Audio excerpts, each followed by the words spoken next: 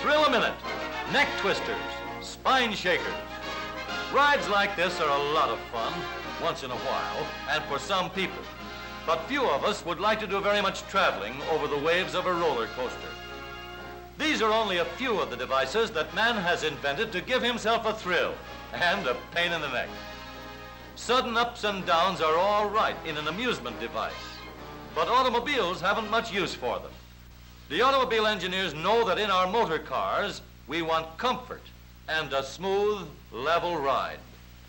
Even when we want to travel on the level, the ups and downs, the waves in the Earth's surface, complicate the problem of getting a smooth, comfortable ride. The bumps and dips in the Earth's surface over which we travel have been reduced. Great progress has been made in leveling and smoothing out roads and highways. But automotive engineers have long known that all roads can never be made perfectly smooth. Even the smooth, paved roads have long, gradual waves, or small, sharp bumps that have different effects at different speeds. The wheels of our motor cars follow these waves, moving up and down with each change in the surface of the road. So, to give us the smooth, level ride we want, engineers knew that the smoothing and leveling would have to be done by the motor car itself. Between the moving wheels and the passengers, some sort of a bump leveling device is needed. Let's see for ourselves the method by which the engineers have approached and solved this problem. Here is a wheel, fastened so that it is free to move up and down. The wheel rolls on a moving belt, rising and falling whenever it strikes a bump. A platform, fastened solidly to the wheel, carries a tracing pen, and when the wheel moves up and down, the tracing pen draws a line which shows the movement of the platform. To get a true picture of the up and down movements, the tracing paper moves at the same speed as the moving ground belt. We'll start the model running. Now, the traced line gives us an exact picture of the up and down movements of the wheel and platform. Let's see what happens when we use more speed. At high speeds, the effect of a bump is considerably greater. In slow motion photography, we can see that the wheel climbs the bump and bounces into the air. Of course, this jolting is passed on to the platform. We can mount a fairly stiff spring underneath the platform to see how it will affect the jolting. Now, let's watch it in slow motion photography.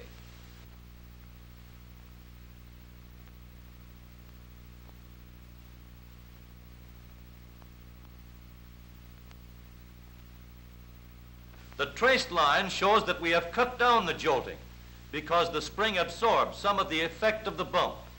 Let's substitute a soft spring for the stiff spring that we have been using.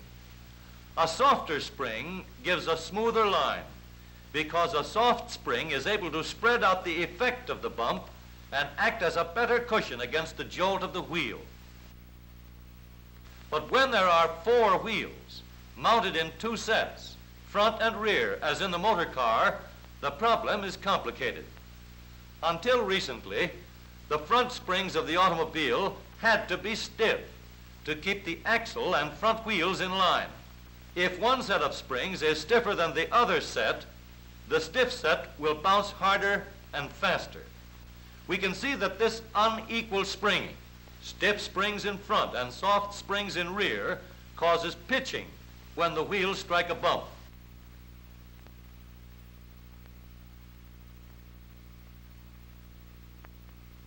The traced line shows this clearly.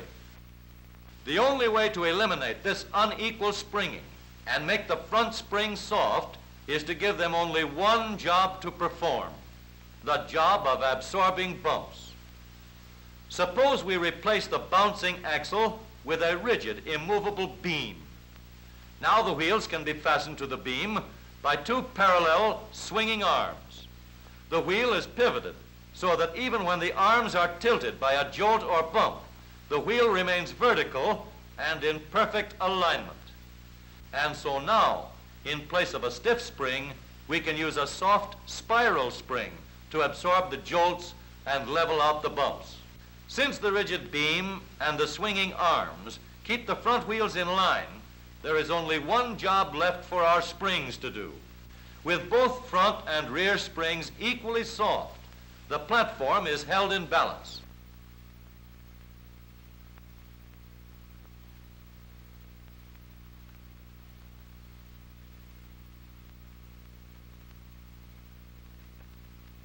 But now that the front and rear springs are soft, we have another problem.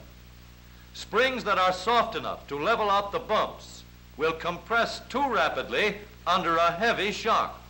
And springs that are soft enough to absorb small shocks have a tendency to continue bouncing after they have been compressed or stretched. So to help the springs absorb heavy shocks, we can slow down their action by means of shock absorbers. The shock absorber acts like a brake in delaying the movement of the spring, and it prevents bouncing when the spring is compressed and then released. We can make the severest kind of test to see whether we have a method that will really iron out the ups and downs. We'll use a lot more bumps of different sizes, and we'll run them under our wheels at full speed.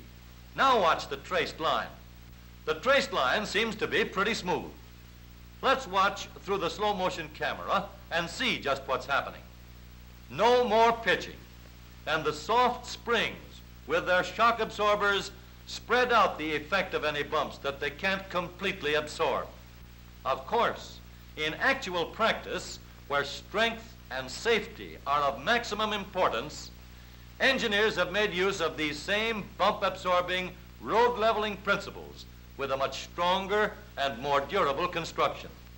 The front wheel is pivoted so that it can be steered in any direction and is mounted on a strong, upright arm. The upright arm is fastened to the rigid, immovable crossbeam by means of two parallel swinging arms. The swinging arms and the rigid crossbeam do all the work of keeping the wheels in perfect alignment. So the genuine soft knee action spring has only one job to do: cushion the bumps. A double action shock absorber controls both the compressing and stretching of the spring as it absorbs heavy jolts. This combination of soft cushioning springs, together with positive double action control on the front wheels, is balanced at the rear wheels by equally soft springs with the same type of double action shock absorbers for control. With soft, balanced springing, held under positive double control, the smoothing and leveling of roads is done by the motor car itself. The pitching and the ups and downs are eliminated. Here is a real test on a full-size scale. That pipe sticking up from the top of the car is a giant tracing pen. The sky itself will be our moving strip of tracing paper. And this tank of skywriting smoke will take the place of ink. The car rides smoothly over the waves, while the wheels do all of the pounding. Watch the traced line. And so, the pain in the neck has been taken out of ordinary driving, giving a truly level ride over any bumps on city streets or on country roads.